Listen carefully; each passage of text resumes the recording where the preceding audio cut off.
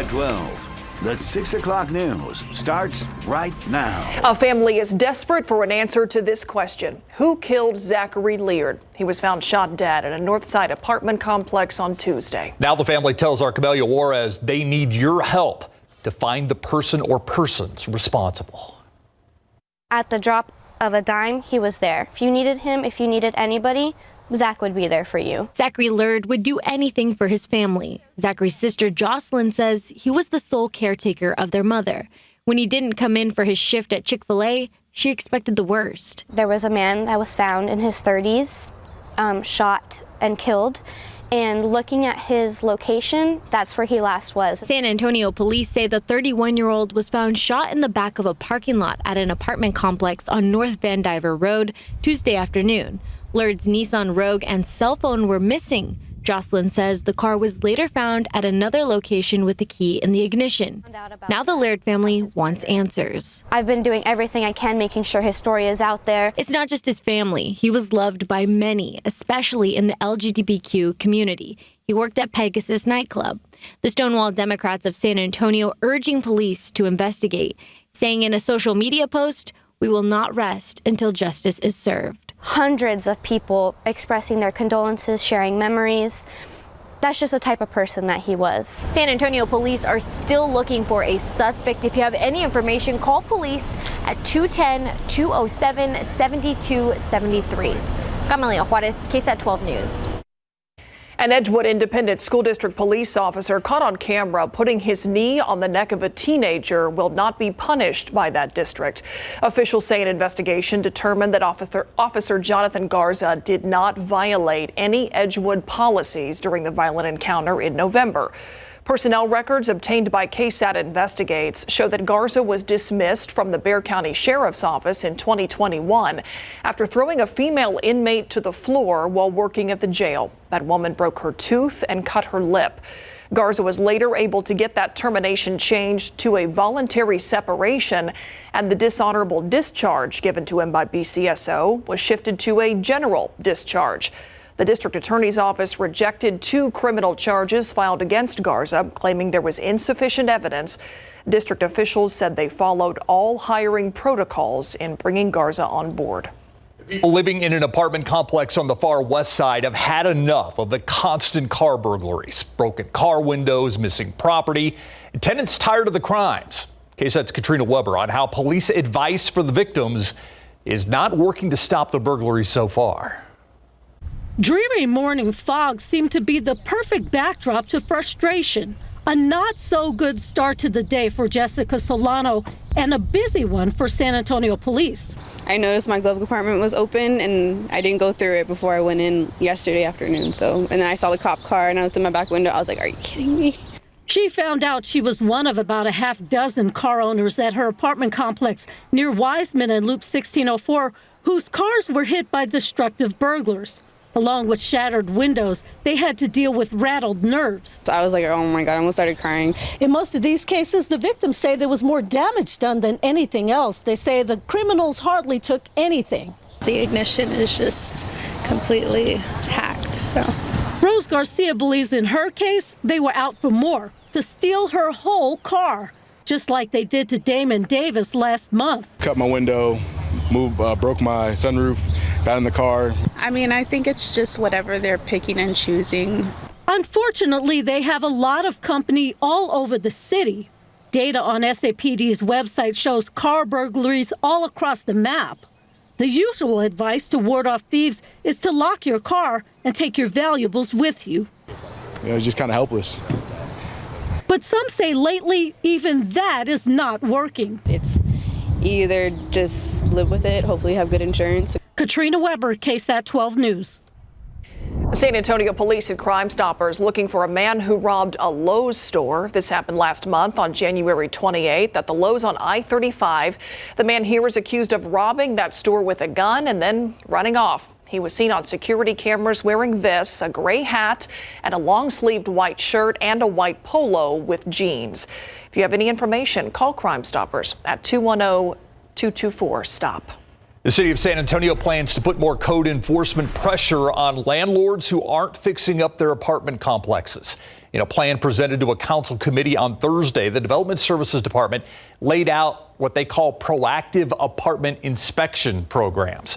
Bad actor properties with frequent citations for not fixing certain types of violations will have to register with the city, and they'll have to pay for those inspections, because code enforcement is supposed to then begin those regular inspections rather than waiting to be called about problems. Having to register and be subject to these monthly inspections, even on issues that people aren't calling in about, that's the real, I think, incentive to maybe improve your property maintenance.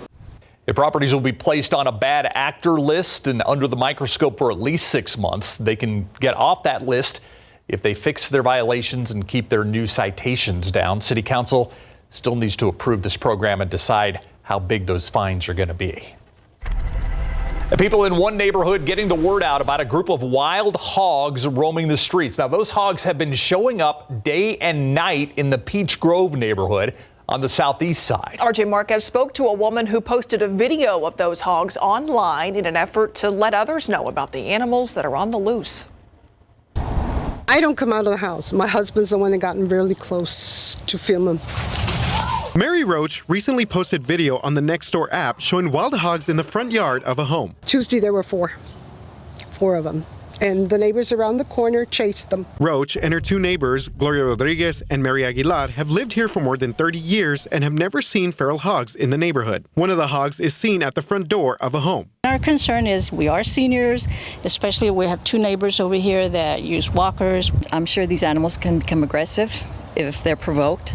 So that's my worry about it here. And neighbors here say that they're seeing these hogs more often roaming their streets. And one of the ways that they're getting in and out of this neighborhood is through this very small gap in between these two houses. Their tendency is to want to run away from you, but you don't want to have that instance or that chance that they're going to want to defend their piglet. David Spector is a wildlife biologist with Wilderness Wildlife Control and says to keep your distance from feral hogs and do not corner them. He says it's rare that they attack, but if they do, get to higher ground like the roof of your car. They're going to do like a lunge forward, and then they're going to back off and run. While the hogs look for food and water, they can cause major damage to your yards and sprinkler systems. It just looks like someone just took a 4x4 truck and just started rutting around and everything. It looks really bad. For now, these neighbors are just keeping an eye out for each other. A neighborhood dog is also doing its best to shoo the hogs away. We're just trying to stay inside, especially when it gets dusk, because they come out. RJ Marquez, KSAT 12 News.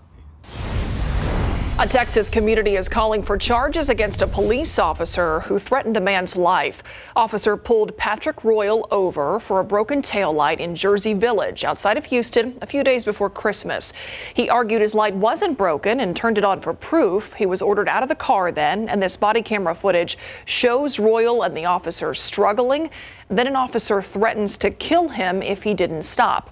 Community activists are calling for Jersey Village police to fire the officer and file criminal charges against him. A sleeping family in Humble, Texas woke up to gunshots being fired into their home. Their neighbor, 56-year-old Russell Day, unloaded rounds into that house, apparently because he was upset over their barking dogs. He narrowly missed striking someone. He's now charged with 2 felonies. The homeowner, Michael Garica, recounts the night it happened and how it scared his wife and 5 kids who live there. Immediately he started yelling, open the effing door and nobody's going to get hurt. So as soon as that happened, he took a couple steps back and fired a few rounds. That neighbor officially charged with deadly conduct by discharging a firearm at a habitation and aggravated assault with a deadly weapon. The homeowners say Precinct 4 constables told them that Day was extremely intoxicated during the incident. Back here at home, let's take a look at the 6 o'clock commute out there. I-35 at Loop 410. This is a pretty normal view from this camera this time of day. No real big problems out there that are unusual for the 6 o'clock commute. And I'm going to tell you, I kind of liked today. I liked it better than the days past. It wasn't unusually hot. I mean, it was pleasant. It was. We made it up to 80 degrees for our high temperature here in town. So a little step down from the 89 that we had yesterday.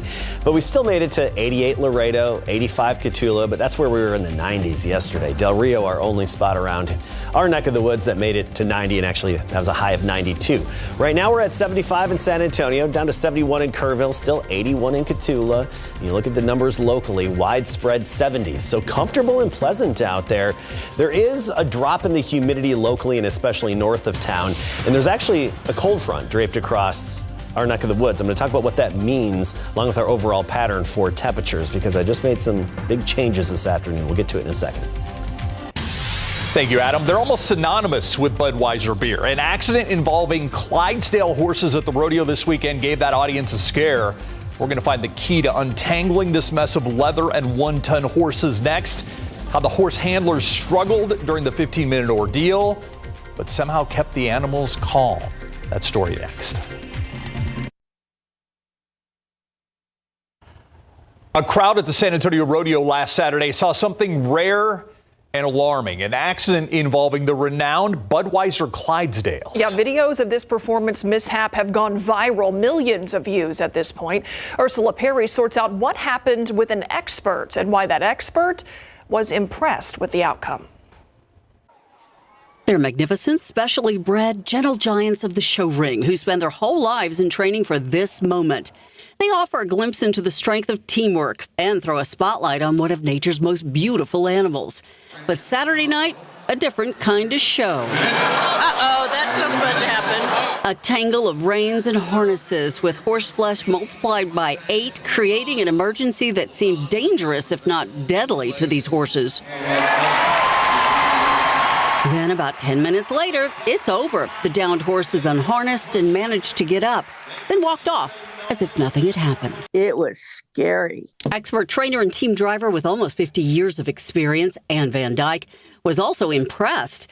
There are 4 rows of 2,000-pound-plus draft horses wrapped and trapped in a tremendous amount of leather. And then to unstrap each of the collars have traces which attach to this double trees, which attach to the next one. I mean, it was amazing that they could get all of that done safely like that in the short amount of time that they did, because that was a mess. Her observations coming from the fast actions of the driver, as well as an immediate army of Anheuser-Busch staff who jumped into action in the arena. Through it all, the horses remained calm, and so did the trainers, which is likely why no one was hurt, not even the horse on the ground. He laid there quietly, tried to get up, laid there quietly, and he was just as quiet and as well trained as the rest of them.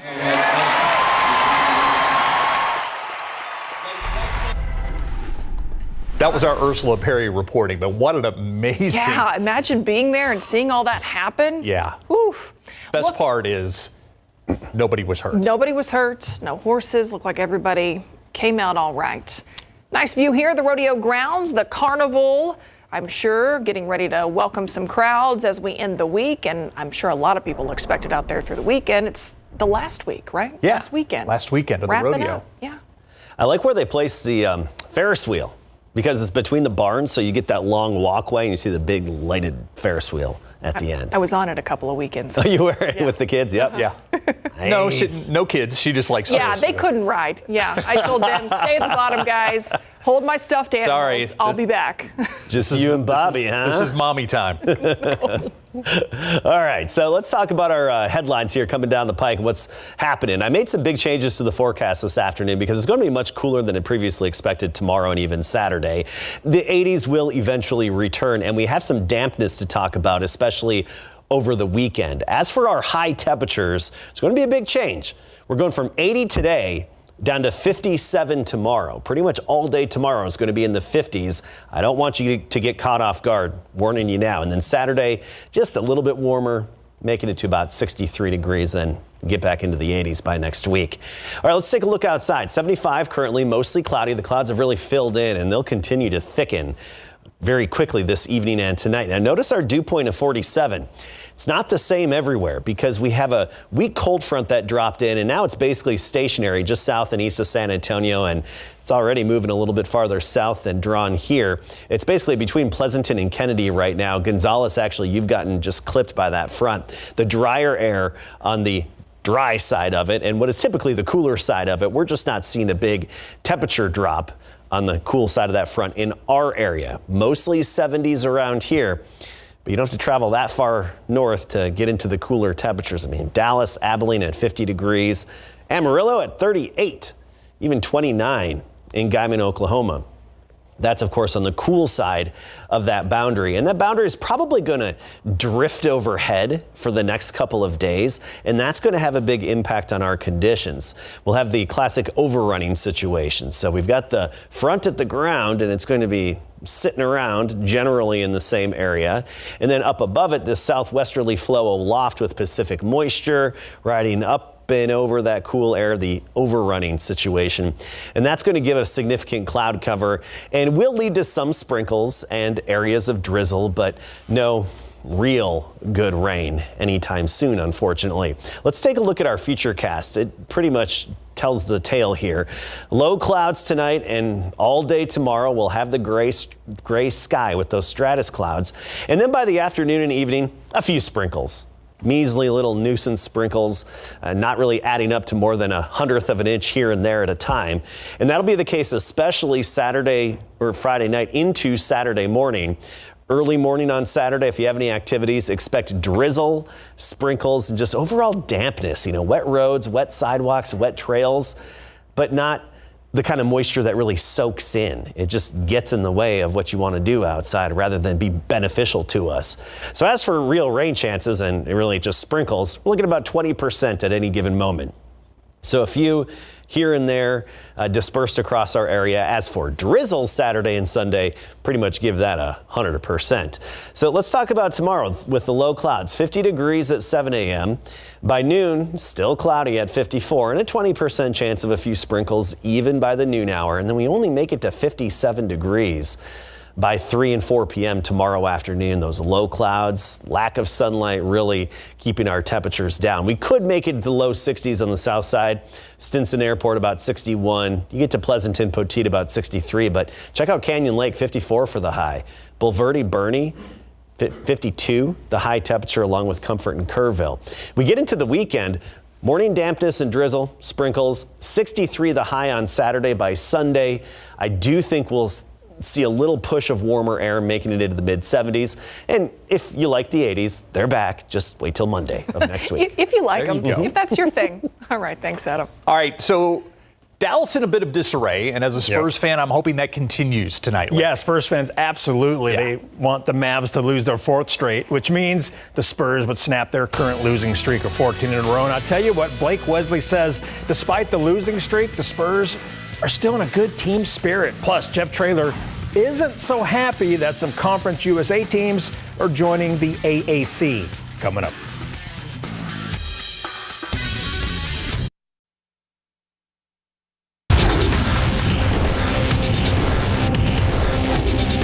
Definitely rise. Remember in the summer league, I was like, bro, you can't shoot. Like jump shot. Like every time he shot it, I was like, can't shoot. Now he's lights out. He's got better. Yeah. And yeah, happy for him. Blake is right about that. Jeremy Sohan has turned into a scoring threat on game day. After a week off from game action due to the NBA All-Star break, the Spurs will continue the Rodeo road trip tonight at the Dallas Mavericks. The Mavs are 6th in the West and riding a 3-game skid, while the Spurs are second to last in the Western Conference and dealing with the franchise record 14-game losing streak. We all know winning is better than losing, but you still can't help but notice that this young team seems happy. The Spurs are having fun. Rookie Blake Wesley was asked about that this morning following shoot-around in Dallas. My thing is you only live once, so I mean, everybody hates to lose, so I mean, we got 82 games. We're happy after each game because we get better after each game, even if we lose. So like I said, we're all in this together. We all love each other. We love to get better. The coaches love it. So yeah, I'll be having fun. I know everybody else have fun. Since trading for Kyrie Irving, the Mavs are just 2-3, and they're 0-2 with both Luka and Kyrie in the starting lineup. Spurs Mavs tonight at 7:30. We'll have highlights on the Night Beat. In girls high school basketball, TAPS Class 4A state semifinals. Bernie Geneva beat Corpus Christi Incarnate Word 34-26 in Waco today. Talons up. The Eagles will play Dallas Christian School Mesquite tomorrow morning at 11 for the 4A state championship. Your back-to-back Conference USA football champion UTSA Roadrunners are getting ready for a new adventure known as the American Athletic Conference. The American is getting ready to begin its first season of competition as a 14-team league. They welcome UAB, Charlotte, Florida Atlantic, North Texas Rice, and UTSA to its ranks in 2023. We asked Coach Traylor if there's any comfort level facing former Conference USA teams in the AAC. I look back, and we've only lost 3 games in 3 years in conference, and all 3 of those losses are coming with us. I mean, FAU's beaten us, they're coming. UAB has beaten us, they're coming. And North Texas has beaten us, and they're coming. Now, they only beat us once, but they've all beaten us once. So, yeah, I'd feel more comfortable if the guys that were coming had never beaten us. The Roadrunners will play 8 league contests in their debut season in the American, 4 at the Alamo Dome and 4 on the road. Led by USL Championship Goalkeeper of the Year, Jordan Forrest, San Antonio FC is getting ready for the new season and defending their USL Championship. Last Saturday, they played Tulsa FC to a 1-1 draw in a preseason friendly. Justin Dillon scored for SAFC, coming off an assist from Connor Maloney in the 14th minute. The match was another important step as they prepare for the real games that start in about 3 weeks, and so far, so good. The first 30 minutes against Tulsa looked like mid-season form for us, and that's with the injection of quite a few new players. And so for us, that's the most important thing, cohesiveness on the field that shows from our practices to what we see in the film room to then actually executing it against a team that's in their same situation with the preseason. So for me, it was 100% a great experience, and we performed well. San Antonio FC will head to El Paso to take on Locomotive FC on Saturday for the second of 3 preseason friendlies. Repeat. Absolutely. I love it. I want to see him just dive into the Riverwalk again. Maybe the whole team this time. Maybe. Ooh. All right. Maybe you and I'll join them. Let's do it. Yeah. Maybe you. Win or just no you, win. Actually, now I'm thinking about it. A random weekend. Maybe just Larry. Thanks, wow. Larry. Way to bail on me. You're welcome. Yeah. All right, still to come here at 6. We are continuing our Fighting Fentanyl series. Stephania Jimenez continues covering the crisis here in Texas, a city close to San Antonio, the latest victim of this epidemic. What she found in Pearsall, coming up.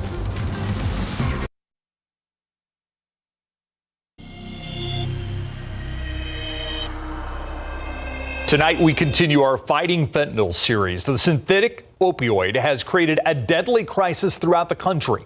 The National Institute on Drug Abuse says in 2021, more than 70,000 people died from overdosing on fentanyl. The drug is also affecting the way that local police departments do their work. Our Stephania Jimenez visited Pearsall, where she spoke with the city's police chief. About 7,000 people live in Pearsall, which is about 55 miles southwest of San Antonio. Can you speak to that? But Pearsall Police Chief Daniel Flores says lately, more of his officers are focusing on fighting and eliminating this drug, fentanyl. It's taking lives. We had 3 separate incidents on 4th of July weekend involving overdoses, which were later found out to be fentanyl related. And Chief Flores says fentanyl is unlike anything his officers have dealt with before. For reference, just a few grains of this stuff, 3 milligrams of fentanyl, is enough to kill an average adult male. So officers take precautions if they're near it. They come into contact or if they come into a visible view of a powdery substance, which is what we have seen here in Pearsall to be laced with fentanyl, to take that precaution and to back away, to put on any protective equipment they may have, including gloves, masks. Officers are also prepared to jump into action if they encounter someone having a medical emergency. So they've all been trained on using Narcan, the medication that can stop an overdose. Some Pearsall officers are also getting another tool. We're in the process right now of ordering respirators for our officers, mainly the detectives who are going to be dealing with the incidents that occurred this past summer here in Pearsall. Chief Flores says he constantly thinks about the people who overdosed on fentanyl this summer.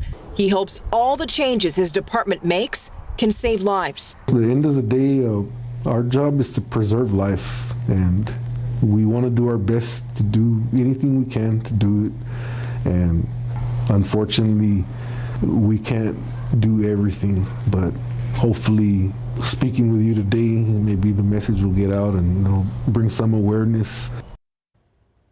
And Stephanie now joins us live here in the studio. And Steph, something that always strikes me about fentanyl is people take it a lot of times having no idea. They may be taking something else.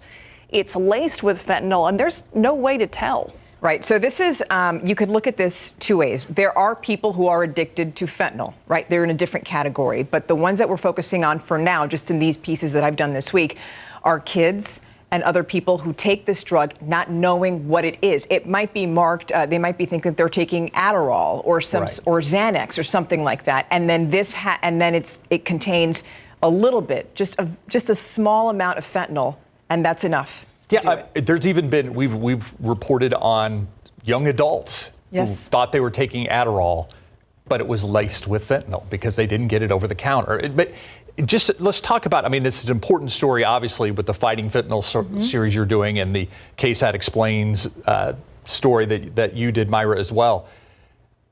How potent is this stuff? I mean, we talk about how small, it takes. I mean, that's really the scariest part, is it not? Yes, it doesn't take much. Can we throw up that picture? Because we do have a graphic to show people so that they have some sort of a reference to this. Yeah, you see that? That right there. It's 50 times stronger than heroin, 100 times stronger than morphine. That's the stuff that the doctor gives you after you have surgery so that you're not in pain.